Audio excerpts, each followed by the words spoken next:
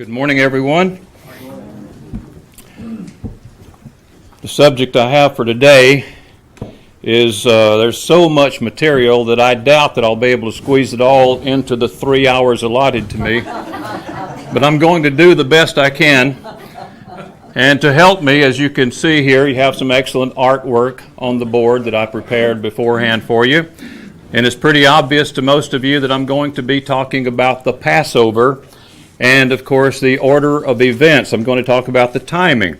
Now, some of you, some few, I think everybody here is aware of it, but some people, perhaps some watching the webcast, may not be aware that the CGI's position on the Passover is not identical to that of the old Worldwide Church of God or some of the Church of God groups today. There is a difference. It was changed officially back in the 80s. And it seems that almost everybody back then, at least in the CGI, accepted it, understood it. It was very clear. But you know, that was not the first time the issue had come up. Back in the 70s, in the Worldwide Church of God, Lester Graby and Bob Kuhn produced a paper, and they were two very fine scholars. I think probably later demonized somewhat. I'm sure they were among those people that one particularly long-winded evangelist used to describe as those liberals who got Hebrewified and Greekified and de-Petrified.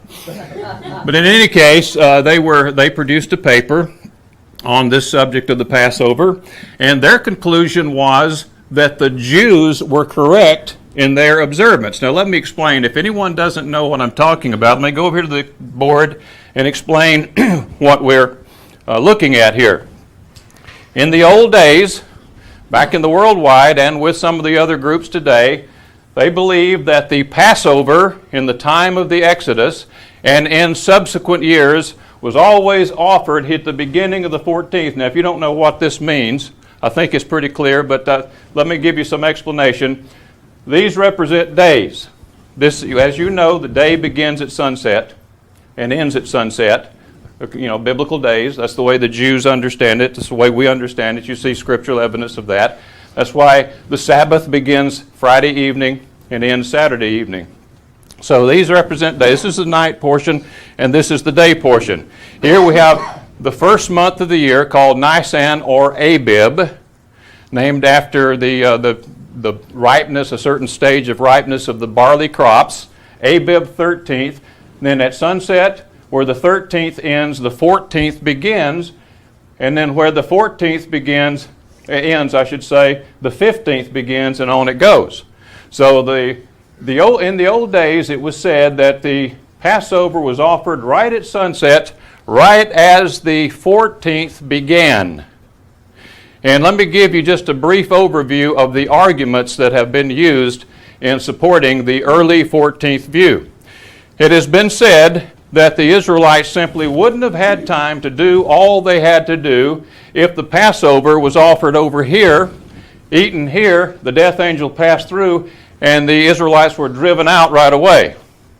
So because they had to, number one, organize themselves, number two, move from Goshen to the supply city of Ramses, because we're told in Scripture they left from Ramses, so they had to get there somehow, we're told, and gather the bones of Joseph, plunder the Egyptians, and where are you going to fit all this stuff in there? Now, that's the position that we presented in the past and has been used and is still being used by some to defend the early 14th view. Now, this is what the Jews believe. Everyone is in agreement. The Jews in the time of Jesus believed this. They believed that the expression Ben ha-arbim, Jeff, if you want to go ahead and put that up, the first slide there.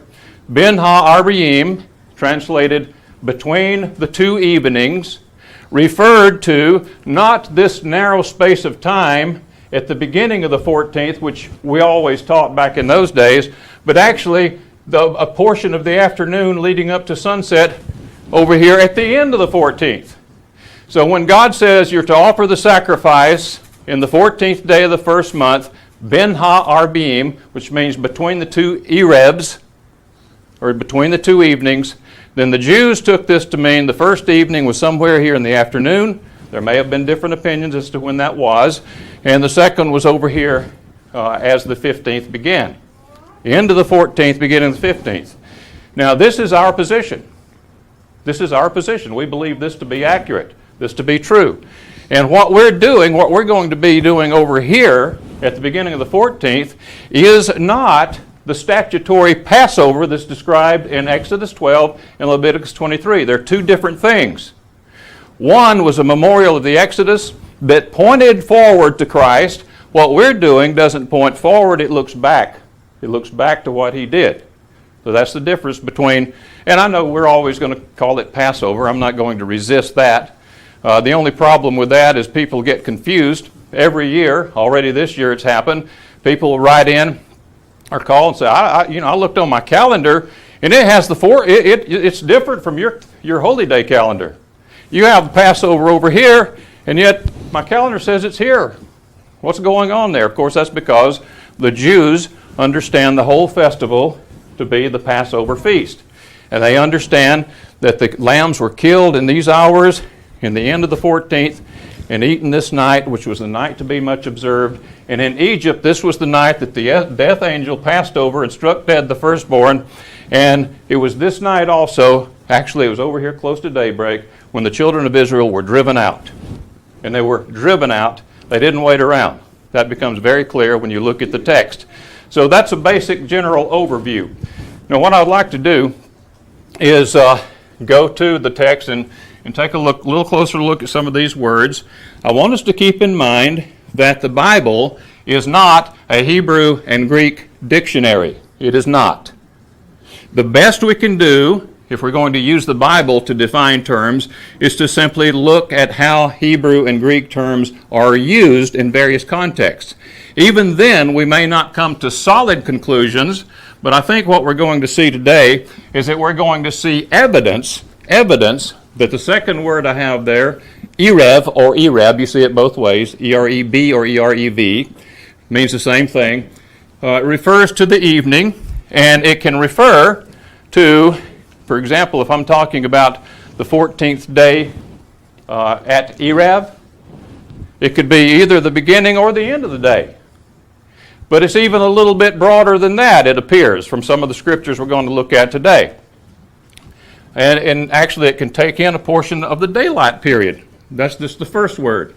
Now let's take a look at some examples here of the use of the word Erev. Go to Jeremiah 6 with me.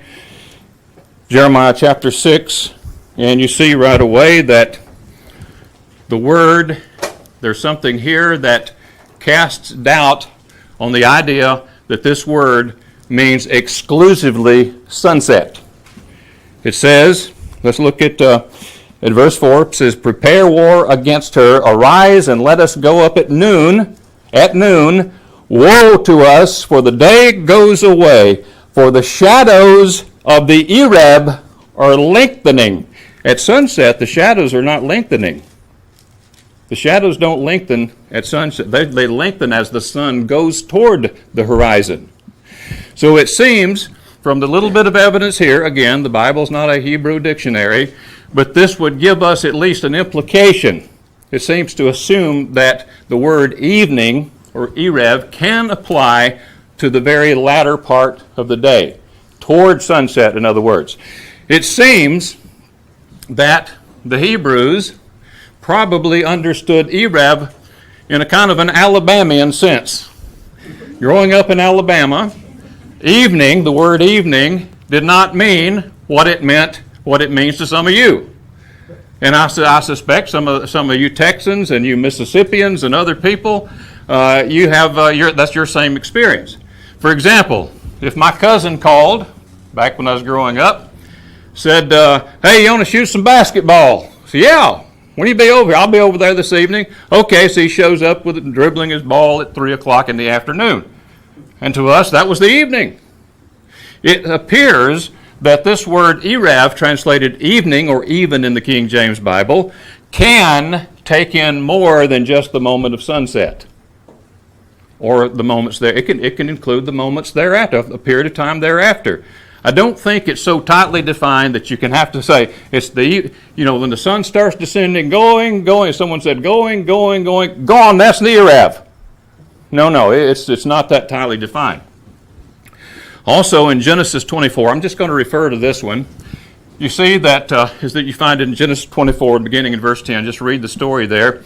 I'll just make references to it here. But you find that Abraham sends his servant to look for a wife for Isaac. He doesn't want him to marry one of the people of the land there in Canaan. He said, go back to Mesopotamia and find somebody from my own people and find a wife for Isaac. So he goes, and he takes 10 camels with him. And he comes to this place, this well, and someone is there drawing water. He prays about it for a sign that God will show him if it's the right woman. Sure enough, he finds her. But to make a long story short, we're told that he arrived at approximately the time, first of all, in the Erev, in the evening, at the time the women go out to draw water. I seriously doubt if women went out to draw water after sunset. They probably went out to draw water in the latter part of the afternoon. And then when he finds this woman, she promises to water his 10 camels. I don't know that much about camels. I don't know anybody that's an authority on camels. But I do know that they can survive a long time in the desert without water. And then when they tank up, I think it takes a long time for them to tank up. Is that true? Is any of you camel authorities tell me about that? Anyway, she says she will water his 10 camels, and she starts drawing water, and she does that.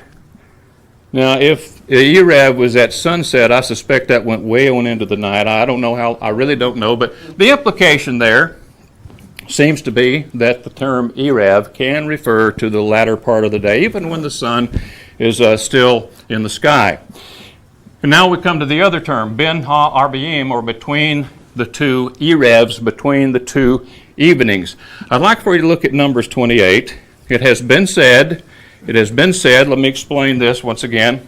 Back in the old days and some today say that between the two, the first evening is right here at the beginning of each day.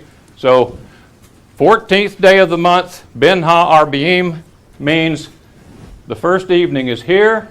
The second evening is at dark, when you can count so many stars or something. So this little narrow space of time here is Ben Ha-Arba'im, between the two evenings, Ben Ha-Arba'im. That's what we were told. The Jews historically have said, no, it's the latter part of the day, first of all. It's over here in the afternoon at some point, and it goes all the way over to either sunset or some point after that. That's Ben Ha-Arba'im. And that's why they offered the sacrifice at that time when the temple was standing. Now let's look at a little bit of evidence here in Scripture, again, keeping in mind that we're looking at evidence. We're not looking as if we were finding words in a dictionary.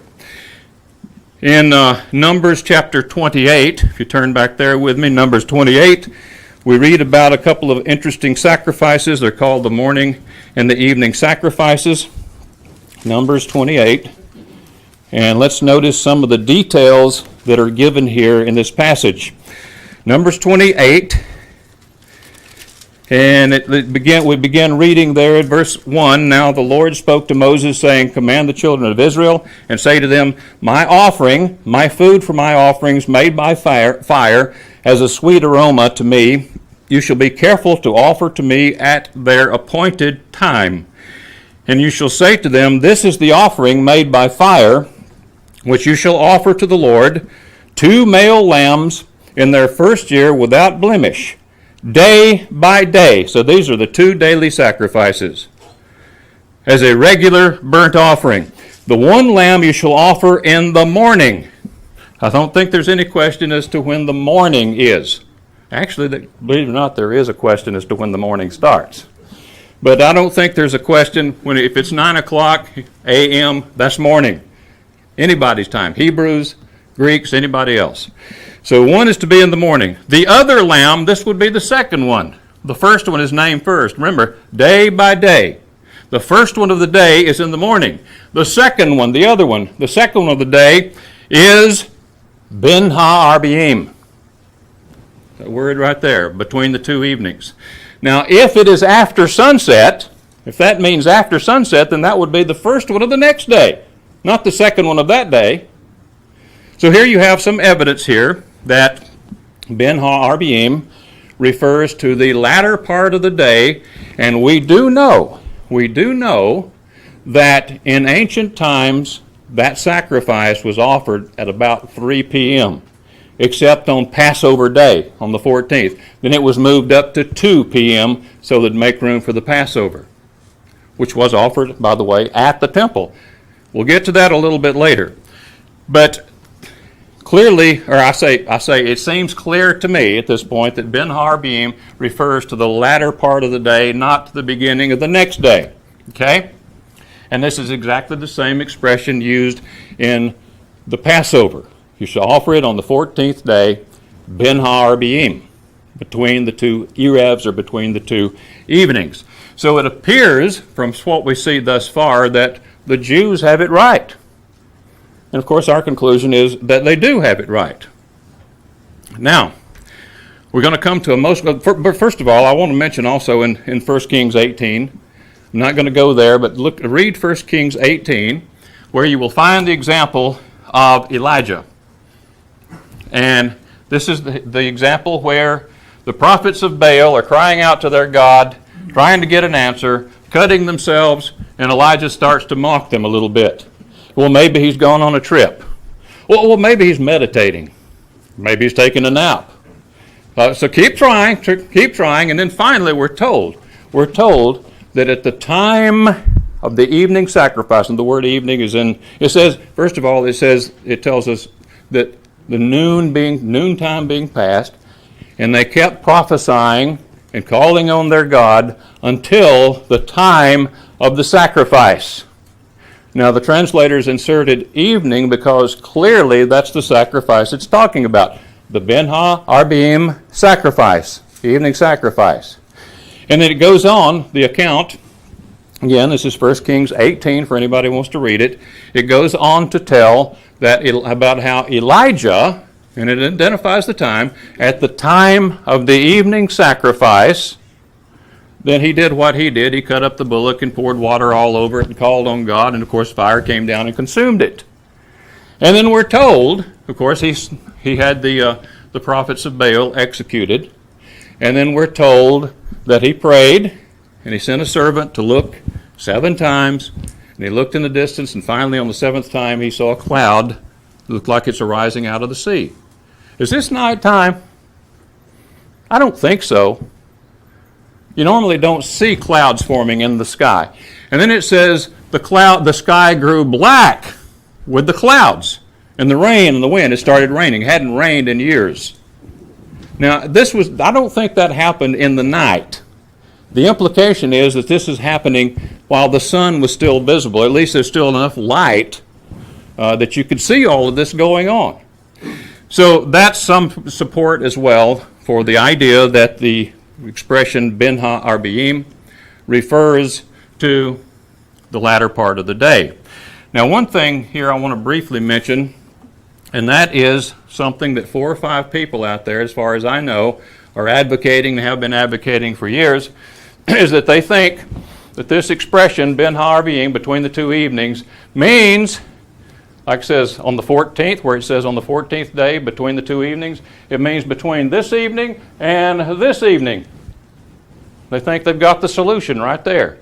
The problem with that is, considering the morning and evening sacrifices, that the morning sacrifice must be offered in the morning, but the evening sacrifice could be offered any time during the day, if that's true. No, it's not. The evening sacrifice, or the Ben Ha-Arba'im sacrifice, cannot be offered any time. It's offered over here in the latter part of the same day. So that idea that between the 2 evenings means between sunset and sunset is false. It just doesn't stand up. Now, we come to a critical issue.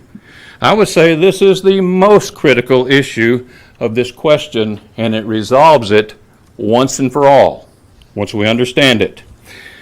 The early 14th view absolutely depends on the belief that God intended from the very beginning that the Passover be observed as a domestic sacrifice, not a tabernacle or temple-centered sacrifice.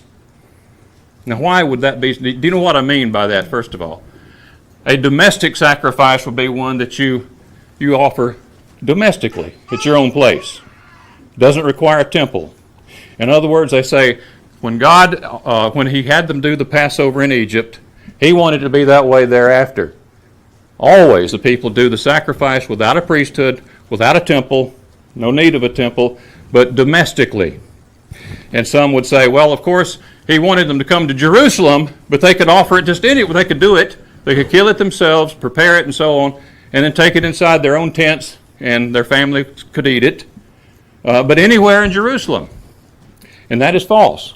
That's false. It was, from earliest times after Egypt, it was to be a temple or tabernacle-centered sacrifice. The evidence is overwhelming in the Torah itself. It is clearly there. Now, I want to go back and look at that, but before I do, I want to go through some basic information, try to move through this very quickly, some very basic information in Exodus 12, where we see the instructions there. Beginning in verse 6 says, "Now you shall keep it until the 14th day of the same month. Then the whole assembly of the congregation of Israel shall kill it," talking about the Passover, "ben ha'arbiim. And they shall take some of the blood and put it on the 2 doorposts," and so on. It goes on, give the instruction.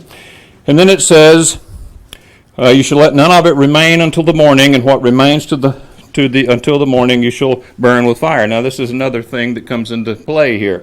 On the part of the early 14th Advocates, they say, well, it takes a while to do that. And they wouldn't have had time. Well, my answer to that, that's right. They didn't have time. They didn't do that on the first time. They had to get out of there. Now it says, verse 11 is very important, and it makes absolutely no sense if they waited around a whole day. It says, "And thus you shall eat it with a belt on your waist, your sandals on your feet, and your staff in your hand, so you shall eat it in haste. It is the Lord's Passover." Why would they need to eat it in haste and dress to go? In other words, you got your bags packed and ready to get out. Why would they need to do that if next morning they were going to go out, plunder the Egyptians for a while, say, oh yeah, we forgot about the bones of Joseph, we've got to go collect them. And we need to get on up to Ramses, the supply city of Ramses, and we need to organize ourselves. Why would they be doing this as if they had to move quickly? And why did they eat it in haste? I want us to understand, first of all, that the Passover, when it speaks of the Passover sacrifice, it's not just talking about the moment, that one moment that the animal's throat is slit. The sacrifice of the Passover is a sacrificial rite. You can't kill the lamb, put a little blood on the doorpost and lintels of your home if you're in Egypt, and then leave it laying there. The sacrificial rite is not complete. You have to roast it, you have to skin it and roast it, prepare it, and as I understand it, it takes approximately 5 hours to do all that with a 20-pound animal. So what we're talking about here is you got to have some time. And if it was killed, let's say the lamb was killed, as we believe it was, over here in the latter part of the 14th, somewhere over here, let's say right close to sundown, it was killed there, then that preparation is going to go on over to almost, they'll serve it and sit down to eat almost at the time that the death angel passed through. Why do you think he says, eat it in haste? Because it takes hours to prepare the thing and then serve it, and then we're told that the death angel passed through at midnight. And then shortly thereafter, Pharaoh sends a decree that they're to get out. And listen, very important to understand, when those men from Pharaoh, I don't think the text necessarily means that Moses and Aaron went to Pharaoh. It seems to imply that the way it's worded. But I think what it means is he sent messengers. He sent messengers. Because the text tells us they were forced out. They were forced out. So he sent messengers. And I don't think they got there and gave them a big hug and said, we're going to miss you. We're going to miss you. We really wish you'd stay around, and would you reconsider? No, you can rest assured that Pharaoh's men, his messengers, had spears and they had swords, and when they said, "Get out," they didn't mean wait. They meant go. And as the text tells us very clearly, and just read Exodus 12, it tells us they were forced out. Now some people say, well, now, if they actually left before morning, as Deuteronomy 16 seems to suggest, then they would have been in violation of God's law or His commandment, because He said nobody's to go out before morning. Okay, let me first of all, this could have been morning time. A couple of ways to answer that.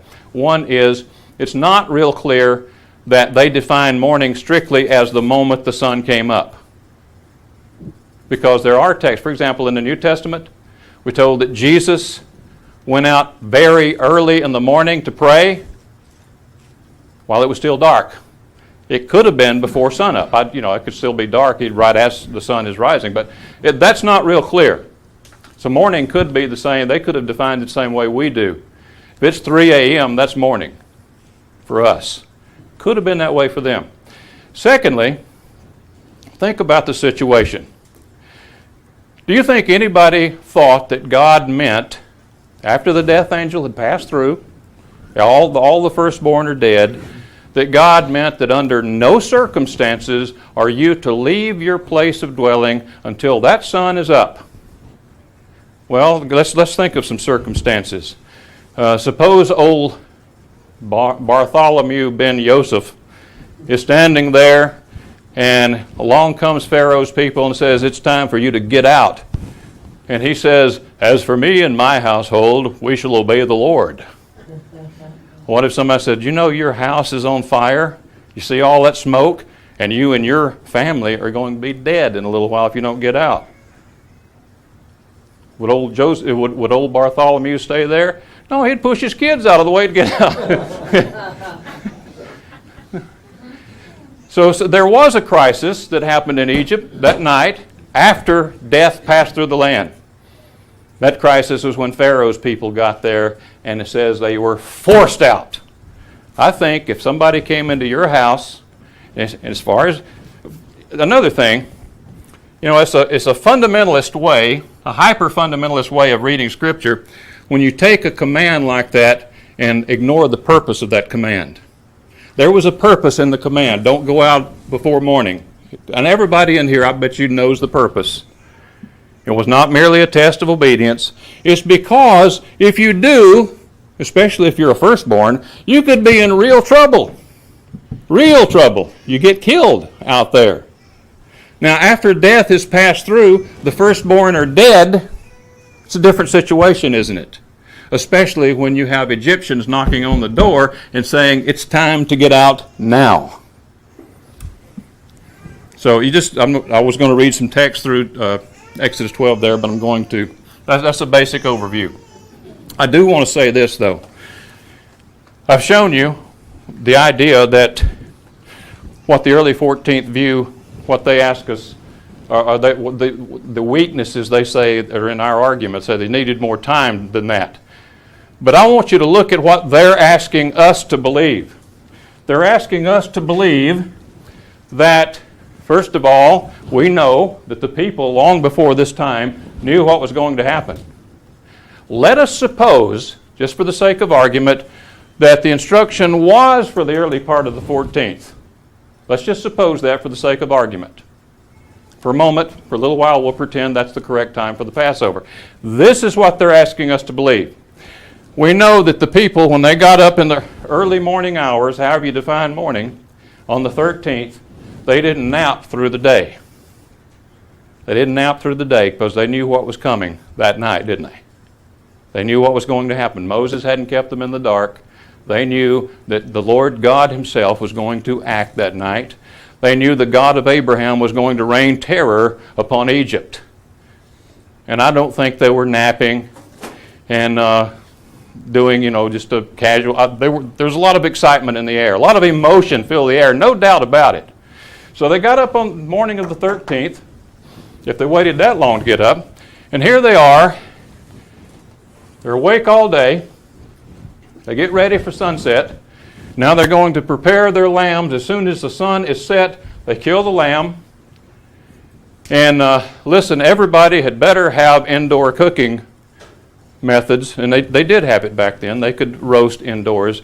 But all the I should say all the Israelites had better have that, because you don't want to stay outside that night and cook it.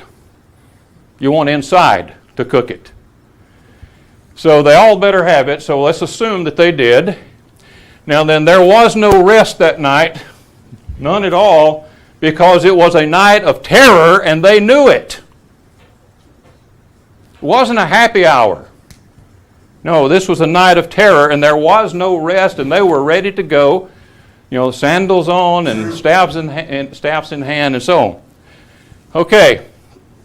Now then, we're asked to believe that the next morning they got out, they went out, they organized themselves, they did all these, they plundered the Egyptians and all these other things, and then they went on a good journey, for people who are walking, that is.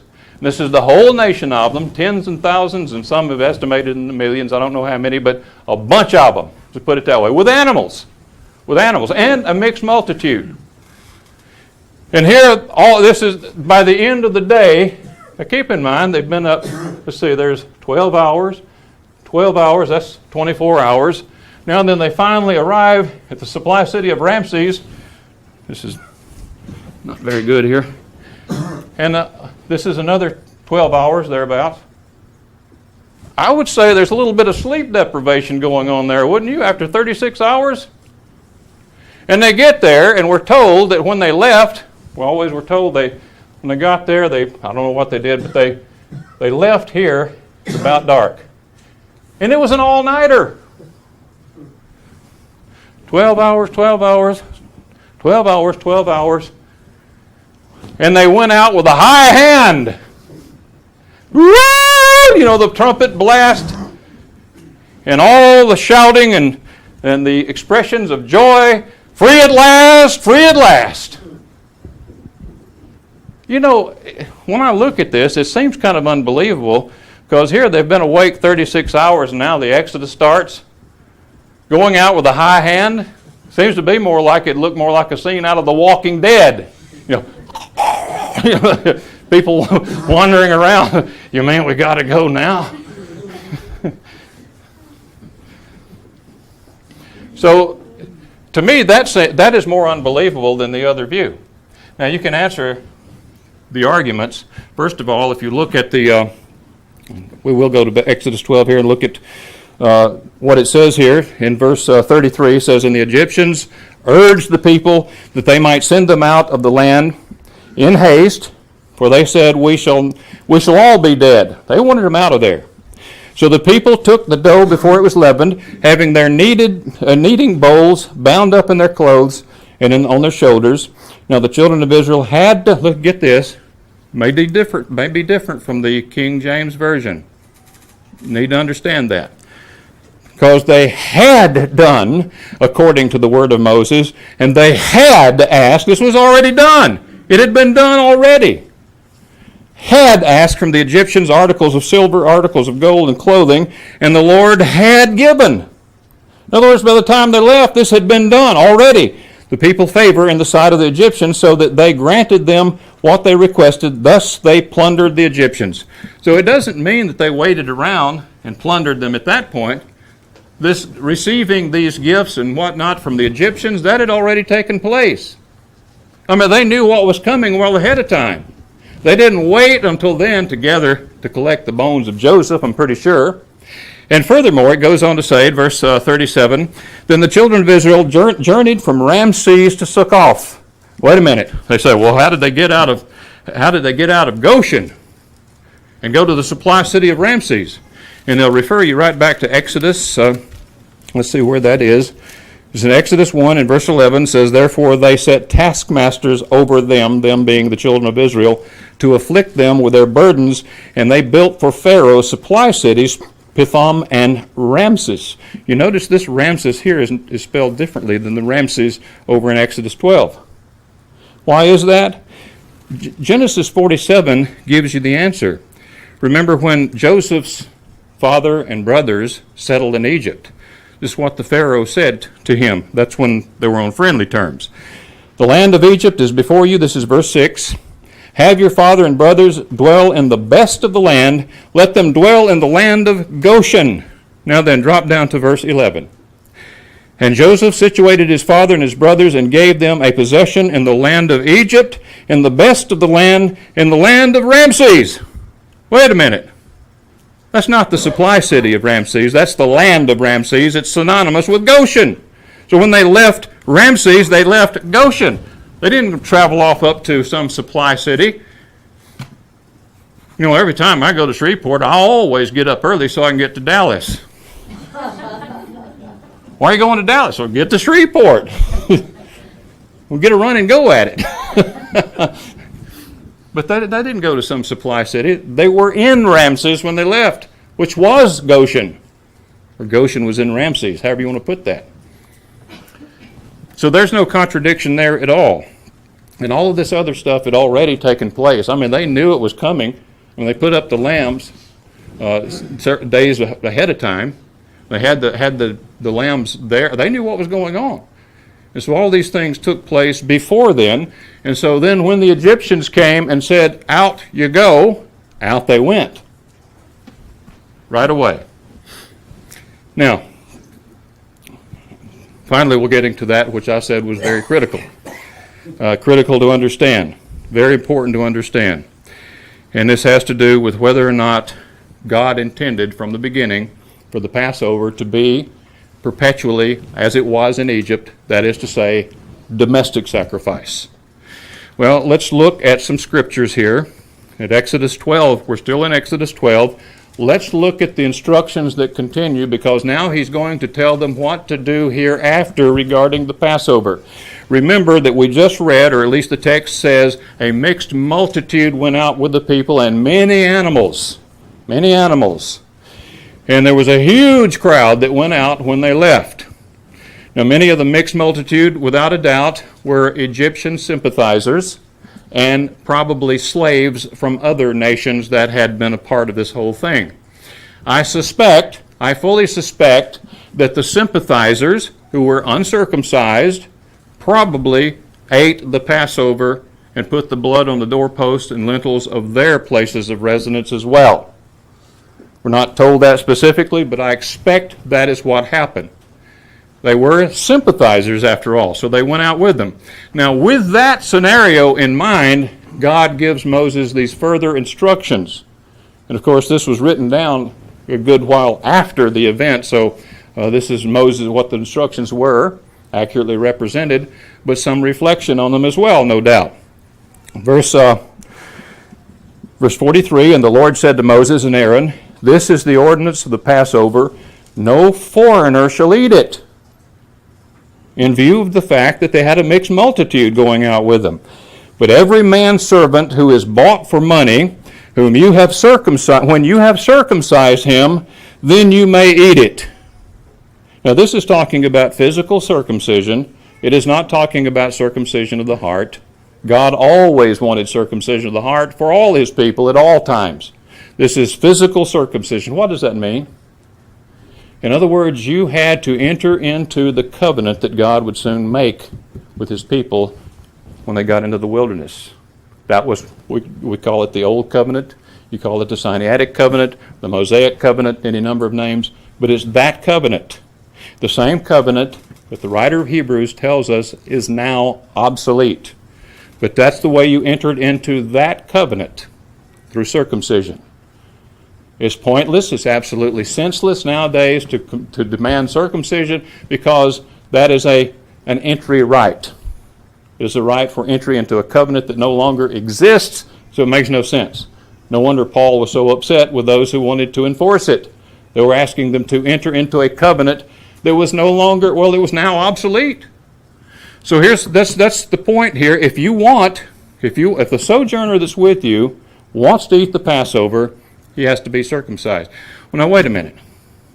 Are you telling me that if there was a sojourner, uncircumcised, and the 14th came, when the Jews were doing their sacrifice, that if he out there on his own killed a lamb, dressed it out, prepared it, and he and his family gathered around and thanked the God of Israel for supplying food for them, that there would be anything wrong with that? Not a thing. It's commendable. Would God receive his thanksgiving? Absolutely. Of course he would. See, that's not what we're talking about here, though.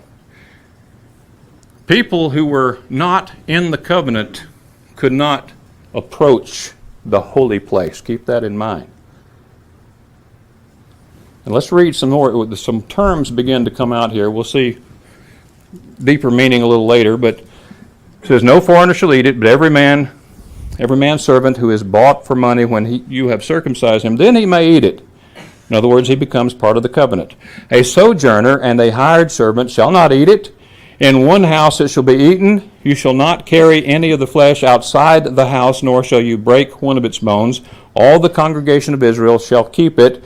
And when a stranger dwells with you and wants to keep the Passover to the Lord, let all his males be circumcised, and then let him, get this language, let him come near and keep it. What's come near mean? Doesn't mean come near the tent, the door of his tent. This is the same language you find throughout the Old Testament concerning worship at the central place, at the sanctuary. You don't come near the sanctuary lest you defile it. You know, this is exactly why people with, say, an issue of blood or some kind of runny sore or some deformity of some sort or with leprosy, those were not health laws. Those were ceremonial purity laws.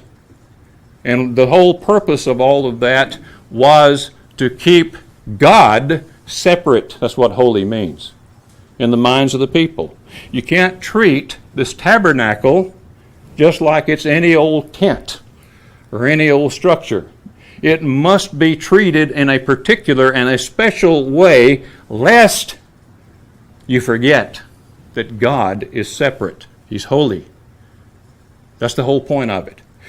And that's why the uncircumcised could not draw near. So this is the language. He's not to come near and keep it, and he shall be a native of the land as a native of the land, for an uncircumcised person shall eat it. Let's say no uncircumcised person shall eat it. Sorry. It says one law shall be for the native born and for the stranger who dwells among you. What does that mean? It means everybody who eats the Passover has to submit to this one law of circumcision. If you're not circumcised, you are forbidden from eating the Passover. And it's because it is, as we're going to see further proof in just a moment, it is connected with the sanctuary. Now then, for further proof of that, some people say, well, you're reading something into it. No, I'm not reading anything into it. Let's go over to Numbers 9. Numbers 9. And let's see what happened. First of all, the context. You go back and read the preceding chapters, and you will find this is all about the structure, the construction of the tabernacle. This is how you do it. This is what God wants in it. This is, about the lamps and about the priesthood who will be serving there, about the Levites, the consecration of the Levites, and all of that. This was absolutely central to the worship system of the nation of Israel. It was that sanctuary. And by the way, of course, you know that sanctuary, the tabernacle, after it was constructed, it was moved from place to place. And who moved it? Who authorized its movement? How did he do it? Well, God showed them where to put it. And when it says that you're to do these things at the place where God puts his name, that's what it's talking about. Wherever that tabernacle was placed and the Shekinah glory descended upon it, that's where God's special presence was. And that's why you couldn't just approach it any old way. That's where he placed his name. In Jerusalem, he didn't just place his name all over the whole place. It's at the place where the temple was put, finally, because the divine presence was there. That was the place that he had put his name. So anytime you see an instruction, you're not to do this anywhere but at the place where God has put his name, that's what it's talking about, the sanctuary. Now, Numbers 9. And again, keeping the context in mind, we just talked about that. It says, "Now the Lord spoke to Moses in the wilderness of Sinai," verse 1, "in the first month of the second year, after they had come out of the land of Egypt, saying, Let the children of Israel keep the Passover at its appointed time. On the 14th day of the month, Ben Ha'arbaim," there that is again, "you shall keep it at its appointed time. According to all its rites and ceremonies, you shall keep it." So Moses told the children of Israel that they should keep the Passover, and they kept the Passover on the 14th day of the first month, Ben Ha'arbaim, in the wilderness of Sinai, according to all that the Lord commanded Moses, so the children of Israel did. Now there were certain men who were defiled, get this, defiled by a human corpse. Wait a minute, what does that have to do with anything? Defiled by a human corpse, so that they could not keep the Passover. Why not? They're out there in the field, they just kill it and prepare it and bring it on in the tent. The family can eat it. But it says they were defiled by a human's corpse, so that they could not keep the Passover on that day. And they came before Moses and Aaron that day, and those men said to him, "We became defiled by a human corpse. Why are we kept from presenting the offering of the Lord at its appointed time?" This is not the language of a domestic sacrifice. They were prevented. Someone prevented them from presenting a sacrifice. In this context, it's been talking about the tabernacle and the priesthood. So what do you think is going on here? They wanted to offer the sacrifice to the Lord at the appointed place, in the appointed time, and they were prevented from doing it because they were ceremonially unclean. They'd touched a dead corpse, or dead body. All corpses, I guess, are dead, but they touched a dead body. Except for the ones in The Walking Dead. I don't know about that. Verse 8, "And Moses said to them, Stand still, that I may hear what the Lord will command concerning you. Then the Lord spoke to Moses, saying, Speak to the children of Israel, saying, If any one of you or your posterity is unclean because of a corpse, or is far away on a journey," so you couldn't keep it out there just anywhere, "he may still keep the Lord's Passover on the 14th day of the second month, Ben Ha'arbaim, they may keep it. They shall eat it with unleavened bread and bitter herbs. They shall leave none of it until morning, nor break the bones. According to all the ordinances of the Passover, they shall keep it. But the man who is clean and is not on a journey and ceases to keep the Passover, that same person shall be cut off from among the people, because he did not bring the offering of the Lord at its appointed time." This is sanctuary language here. He didn't bring it. And this is in the Torah. It's not some later tradition. You know, we're told by the early 14th proponents that this all changed. The Jewish tradition that was in place in the time of Christ, that all that changed during the reign of during the restoration under Ezra. And they even go on to say that Ezra edited some of the texts here that seem to support a different view from their own. Here I have a book. Some of you know the author, Fred Coulter, and there are many things that are said in the book. I'm going to comment on a couple of items.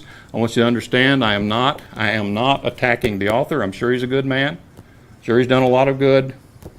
Some of you have read his material. I'd never tell you not to. And if he were to come in this room, he'd be greeted and welcomed and received as a brother in Christ and so on. So this is not an attack on the author. This is a work that's out there. This is a critique of some of what he has to say. I'll show you that in just a little while. But he claims that this change that we see happening in the time of Christ, the Jews bringing their Passover, or a temple-centered Passover that you see in place in the time of Christ, started back in the time of Ezra, And you see Hezekiah and Josiah doing it. Now he admits quite freely that Josiah was, in fact, keeping a Passover just like or similar to the ones that the Jews would be keeping in the time of Jesus. And he says, well, he was a godly man, and he had the right intentions, but for some unique situation, because of the unique situation and certain purposes, Josiah, he didn't do it exactly like God originally intended. He couldn't trust the people, so he couldn't authorize the domestic Passovers just yet. I'd like to read from page 138. Well, first of all, I'm getting a little ahead of myself. There's one other text I wanted to go to, then I'll get back to 138. I want to go to Deuteronomy 16 because Fred Coulter also comments on this, and he tells us that the text here was edited probably by Ezra to reflect a later tradition. Let's read it, and I want to comment on it as I go through it. In Deuteronomy 16, beginning in verse 1, it says, "Observe the month of Abib, and keep the Passover to the Lord your God, for in the month of Abib the Lord your God brought you out of the land of Egypt by night." Now you can take this a couple of different ways. I've already commented on it. We can understand how they would not have been in violation of anything if they had left that night after the death angel passed over. But for those who insist otherwise, then there's another way to understand this passage. Sometimes when some kind of document is signed giving people some freedom or liberation or rights, and then years later, after the signed document goes into effect and people have those rights or those freedoms, they will look back and look at the date of the signing and say, we gained our freedom on that date, when in fact it didn't really go into effect until after the date. So here God could simply be saying, I brought you out of Egypt by night, meaning I caused Pharaoh to officially release you that night. Whether they left that night or the next morning, that doesn't matter. So it's a metaphorical way. You find language like that throughout Scripture. But either way you want to take it, there is no contradiction here. Furthermore, if you want to be a real fundamentalist in your approach, technically it does not say they left their homes by night. It says they were brought out of Egypt by night, and we know that when they left their homes, they were still in Egypt the next day. So they weren't brought out of Egypt, if you want to take it in this hyper-literalistic sense. I think this is simply a reference to the time when they were officially released. In any case, he says, Therefore you shall sacrifice the Passover to the Lord your God from the flock and the herd in the place where the Lord chooses to put his name. Ah, they say, got you there. This cannot be the Passover. These are Passover sacrifices or peace offerings because you do not sacrifice the Passover itself from the herd, only from the flocks. You see, the term flock can refer to goats and sheep, but the term translated herd refers to cattle. You don't ever offer a calf as a Passover sacrifice. So this Passover sacrifices he's talking about must be those peace offerings associated with the Passover season. So you see how Ezra must have edited the text. Well, no, actually, let me read what the Septuagint, how the Septuagint, there is some obscurity in this text. Let me read from the Septuagint and see if it makes a little more sense. It says, And you shall sacrifice the Passover to the Lord your God, sheep and oxen in the place which the Lord your God shall choose to have his name called upon it. Of course, this means it's not just any place, but at a certain place.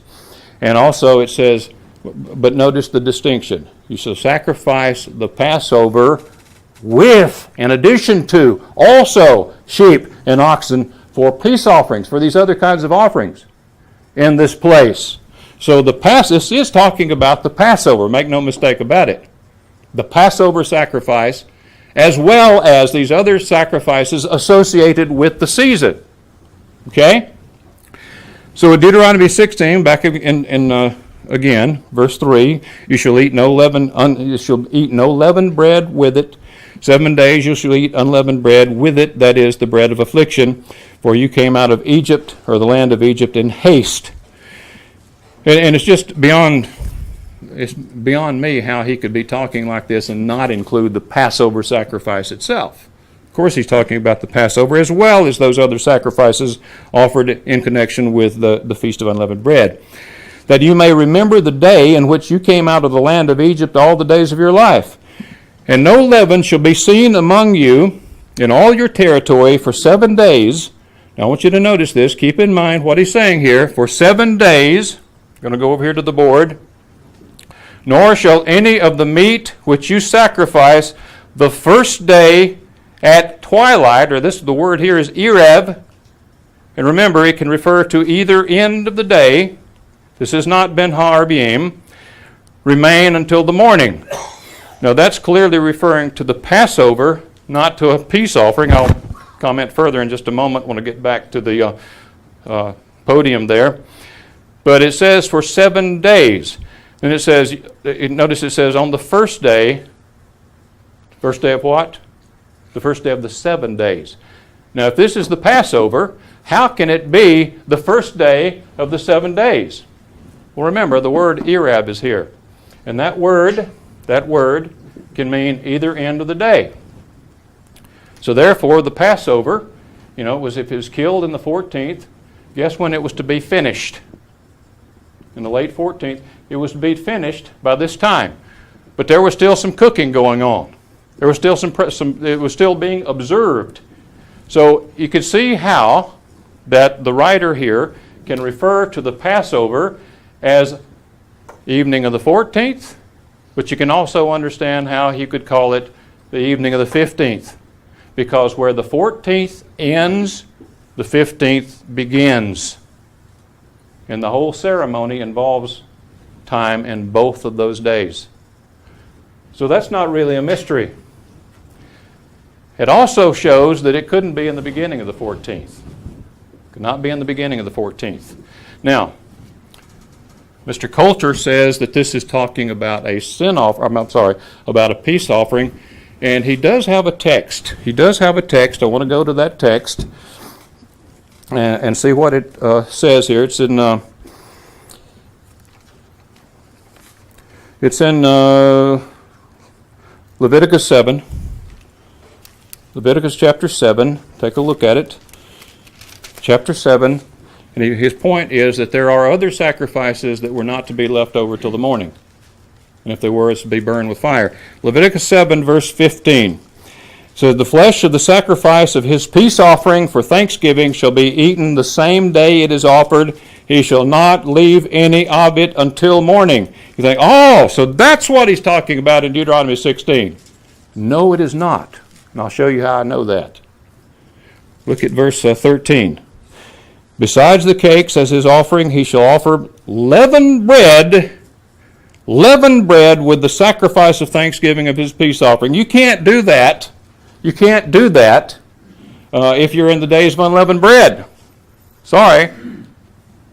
You can't offer leavened bread with it. So when in Deuteronomy 16, he's not talking about a peace offering that's offered on the first day of the 7-day feast. He's talking about the Passover. It's the reason he's called, again, the reason he can connect it with the first day of those 7 days that he's just mentioned is because where the 14th ends, the 15th begins. As simple as that. And continuing says, in verse 5, you may not sacrifice the Passover within any of your gates. In other words, no domestic sacrifices, which the Lord your God gives you. But at the place, again, what place? Where the sanctuary is. Not just any old place around Jerusalem, at the sanctuary, where the Lord your God chooses to make his name abide.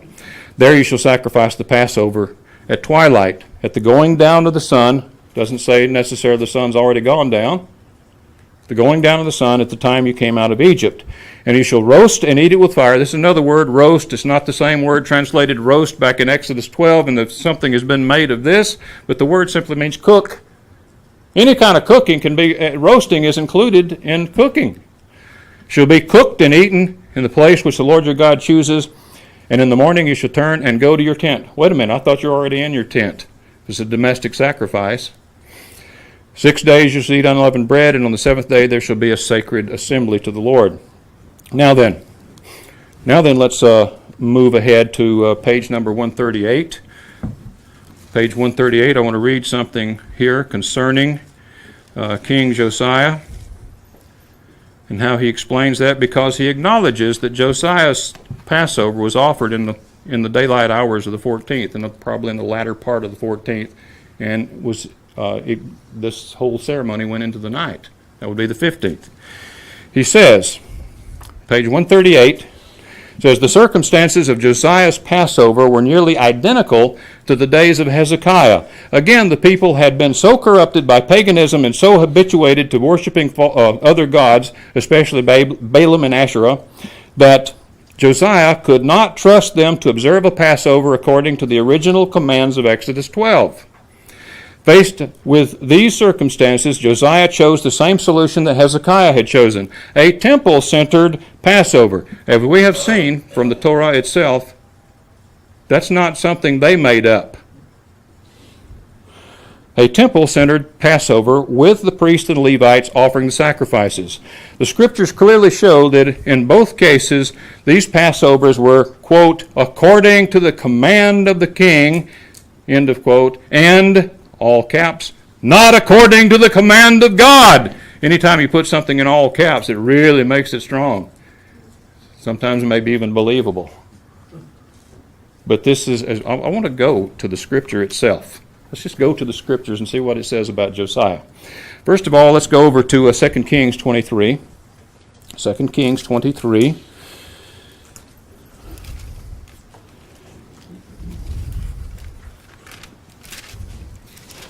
Second Kings chapter 23, and let's take up the account beginning in verse 21. It says, then the king commanded, well, there it is, the king, that's the king's commandment. Then the king commanded all the people, saying, keep the Passover to the Lord your God, as it is written in this book of the covenant. Remember, the law had been found and had been read. Keep it as it is written in the book of the covenant. I guess we're to suppose they didn't really do that. Kind of modified it a little bit. Is that it? It says, such a Passover surely had never been held. Uh-oh, it's different. No, that's not what it is. Since the days of the judges who judged Israel, nor in all the days of the kings of Israel and the kings of Judah, but in the 18th year of King Josiah, this Passover was held before the Lord in Jerusalem.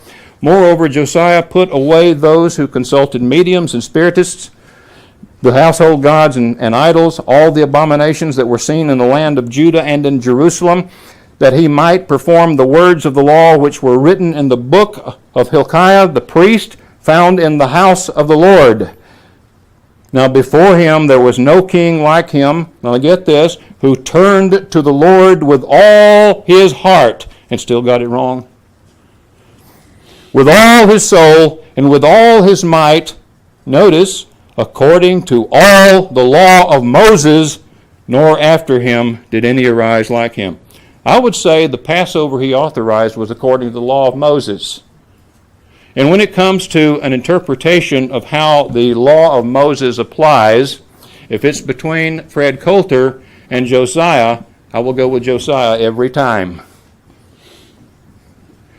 So this was according to the law of Moses. He did not turn to the left hand or to the right. He did all according to the instructions. Now then another passage in 2 Chronicles 34. And then we'll take a look at his Passover. 2 Chronicles 34, a couple of verses here. First couple of verses says, Josiah was 8 years old when he became king, and he reigned 31 years in Jerusalem. And he did what was right in the sight of the Lord, and walked in the ways of his father David, and he did not turn aside to the right hand or to the left. So you think he got the Passover wrong? Or at least he kind of introduced some of his own elements. I don't think so. I don't think he did that at all. Now, Jeff, go ahead and put up the slide A. Slide A. And I'm going to read it out of this book here. This is Mr. Coulter's book. He says, Philo, a Jewish historian, confirms that the Passover lambs were slain at the houses of the Jews during the first century before the destruction of the temple in 70 A.D. He states, the day called by the Hebrews in their own tongue, now he's quoting, he states, quote, the day called by the Hebrews in their own tongue, the Pasch, meaning Passover, on which the whole people sacrifice, every member of them, without waiting for the priests, emphasis added, because the law has granted to the whole nation for one special day in every year the right of the priesthood and of performing the sacrifices themselves. Now, the translation that I have, it's by Young, C.D. Young, this is it. And I noticed that when I looked at the bibliography in this book, it's the same thing. His might have been a year earlier. This one may have been revised since then. But when I read what is in this translation and compare it with what he has presented here, the wording is quite different. Now, it could be that he's aware of some translation that I am not aware of, a different translation, and that he has included it. It just didn't refer to it in the bibliography. A simple oversight. That may be the case. I'm not sure. But in any case, just to show the differences, keeping what he says in mind, in this particular instance, I'd like to, Jeff, if you go ahead and put up B, I want to read the same thing from Young's translation. And it's talking about the day that, quote, the Hebrews call in their native language, Pascha, on which the whole nation sacrifices, each individual among them, not waiting for the priests, since on this occasion the law has given for one special day in every year a priesthood to the whole nation. A priesthood to the whole nation, so that each private individual slays his own victim on this day. You notice there's a little bit of difference in the wording. After without waiting for the priest, Coulter's translation says, because the law was granted to the whole nation for one special day in every year, the right of the priesthood and of performing the sacrifices themselves. Well, this says, my translation says, slays his own victim on this day. There's a little bit of difference there. I just wanted to illustrate that. Now, then he goes on to say, you can put up C if you'd like, Jeff. He says, Philo also recorded for us in another book concerning the Passover, quote, after the new moon comes the fourth feast called the crossing feast, which the Hebrews in their native tongue call Pascha, meaning Passover. In this festival, many myriads of victims are offered. Notice the dash. I have highlighted the double hyphen, which represents a dash. Notice that. Keep that in mind. And then he goes on, by the whole people, old and young alike, raised for that particular day to the dignity of the priesthood. For at other times the priests, according to the ordinance of the law, carry out both the public sacrifices, evening and morning, and those offered by private individuals. But on this occasion, the whole nation performs the sacred rites and acts as priest. Now, when I read this statement from my translation, it is very different. I'm not going to go back and read this whole thing for sake of time, but it's quite different. It sort of says the same thing, but the wording is different. Speaking of every individual's home is a temple, doesn't talk about the priesthood in exactly this way.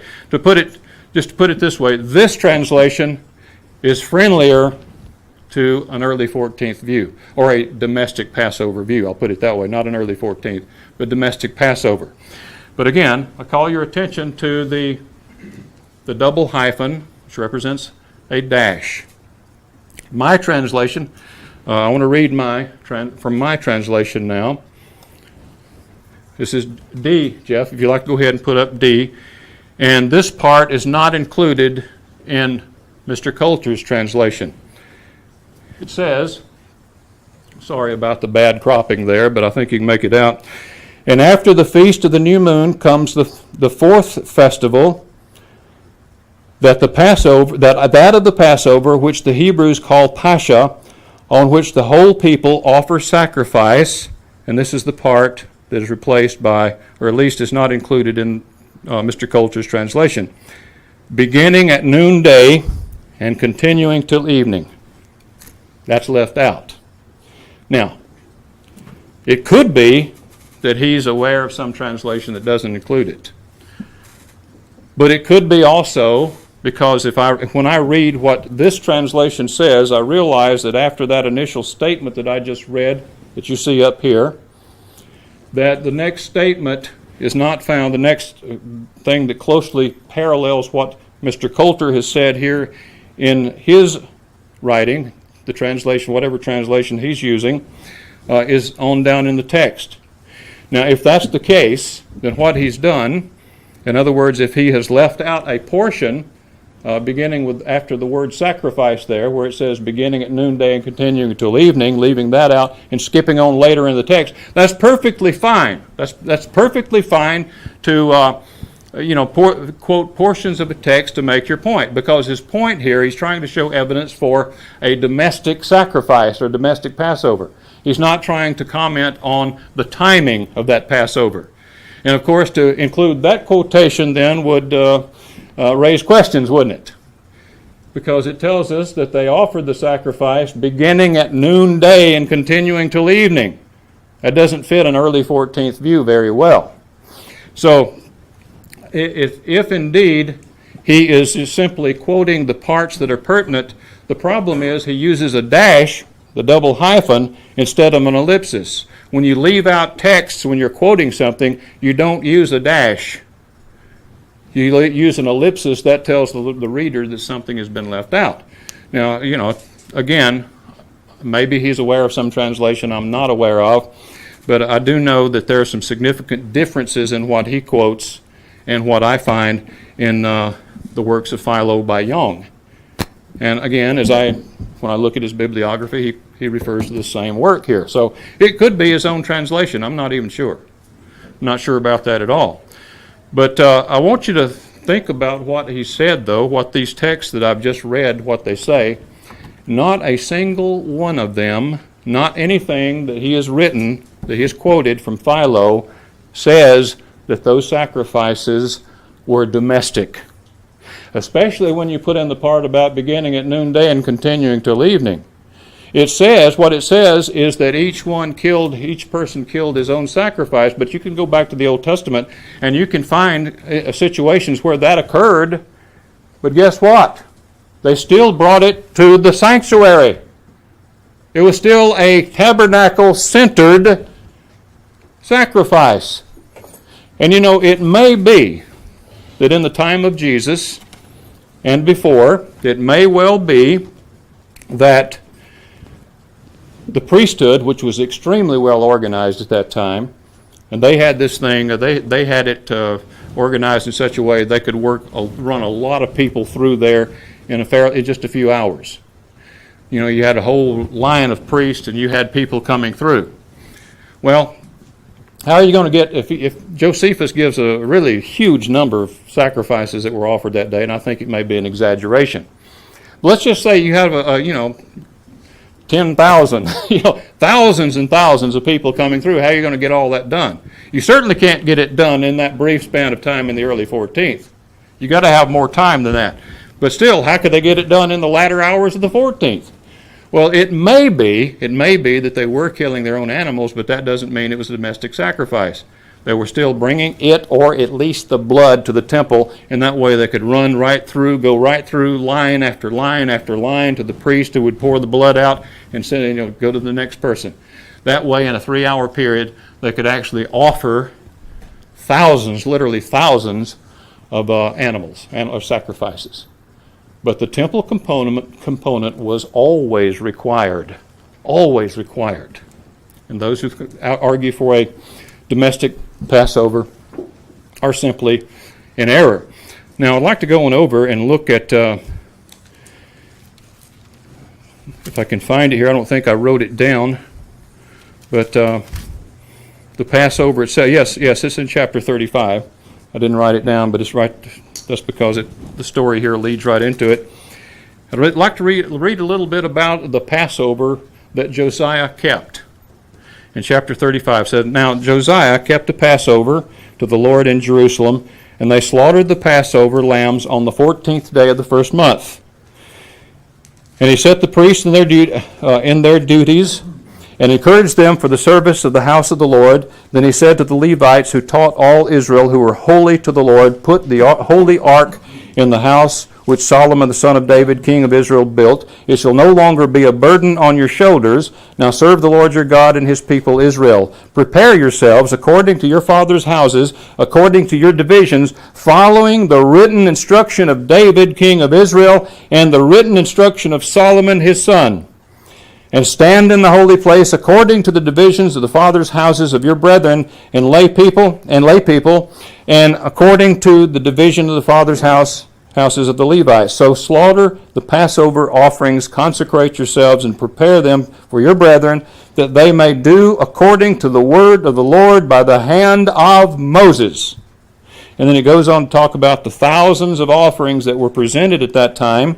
You can read through the text yourself. It says, verse 11, and they slaughtered the Passover offerings, and the priests sprinkled the blood with their hands while the Levites skinned the animals. Then they removed the burnt offerings, and in verse 12, that they might give them to the divisions of the fathers' houses of the lay people to offer to the Lord, as it is written in the book of Moses.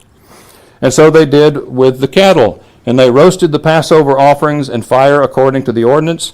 But the other holy offerings they boiled with pots and cauldrons, talking about the fact that they roasted the Passover and then they cooked the others a different way, and in pans, and divided them quickly among the lay people. Then afterward they prepared portions for themselves and for the priests, because the priests, the sons of Aaron, were busy in offering burnt offerings and fat until night. They started at the beginning of the 14th. No, until night. So, and everyone acknowledges that Josiah had a Passover wherein he began offering them in the 14th, like it says here, and it was obviously still during the daylight portion. Still during the daylight portion. You know, I remember many years ago in the Worldwide Church of God, I found out about the Jewish custom of Passover, and I was told about the true biblical Passover, which turned out not to be so true or biblical. But in any case, I remember hearing about that, and I found out that the Jews normally began killing their Passovers at about 3 p.m. And I thought, that's interesting that Christ, our Passover, the true Lamb of God, died at that time. Oh, how interesting. He fulfilled the wrong Passover, but he kept the right one. I'm not going to take the time, because we're out of time. I'm not going to take the time to go through the Gospels, but there are ways of understanding that. Yes, Christ said, with desire, I desire to eat this Passover with you before I suffer. That could mean that the normal Passover that we would have tomorrow, I'm not going to be doing it because I will suffer. Or it could simply mean, he could simply be referring to a Passover meal, meaning a seasonal meal. Remember that the Passover at that time, the Feast of Unleavened Bread, included the day of preparation. All of it was called Passover by that time. And a seasonal meal then, at that time, in the early hours of the 14th, would have been called a Passover meal. So it's no real mystery there. It was a Passover meal, but there's no reason to think that they went out and killed a lamb. There's nothing like that in the text. No reason to think they went and killed a lamb. They simply had a Passover meal. And some translators insert the word meal because they realize that's what is implied when he says, I desire to eat this Passover with you before I suffer. So you can go through the Gospels, and unfortunately we've spent up all the time and going into the third hour now. But we spent up all of our time today, and I won't be able to do that. I'd just like to say, though, in closing, that a lot of people look at this and say, well, those holy days of the Lord back there, Leviticus 23, the idea that we're not keeping the Passover described there, that's troubling to some people. But the fact is, what you must realize is that is a sacrificial rite. That is the statutory Passover. It requires, Jesus said he didn't come to destroy the law of the prophets. He didn't come to destroy the law of the prophets, but to fulfill.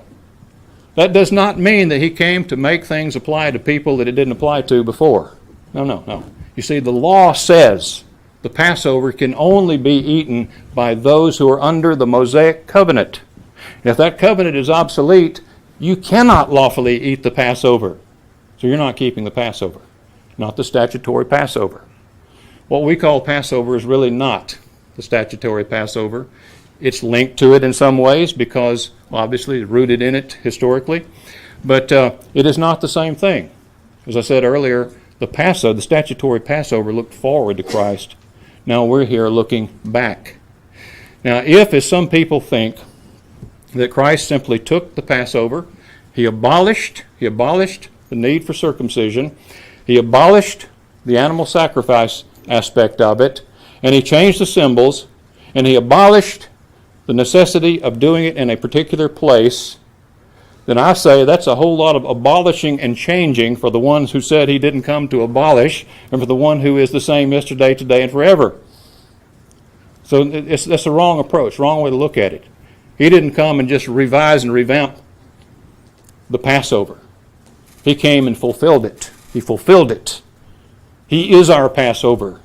And that's why now we come together, we take the bread and the wine, we stoop down and wash each other's feet, remembering his humility, looking to him and looking back at that event that the Old Testament Passover, a statutory Passover, looked forward to. And that's the difference. And that's why we will continue to call it what you will. I prefer to call it the commemoration of Christ's death. We can call it the Passover, certainly rooted in the Passover.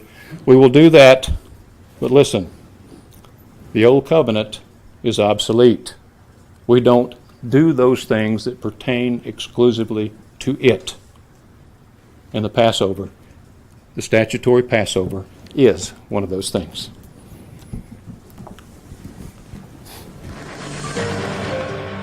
Exploring current global conditions along with the latest social trends, the Armor of God asks the question, what are the solutions to our broken world? Right here every week, new perspectives are presented for your consideration by our commentators. The Armor of God challenges you to be vigilant in your outlook and understanding of this world in these tumultuous times. Don't miss this week's program.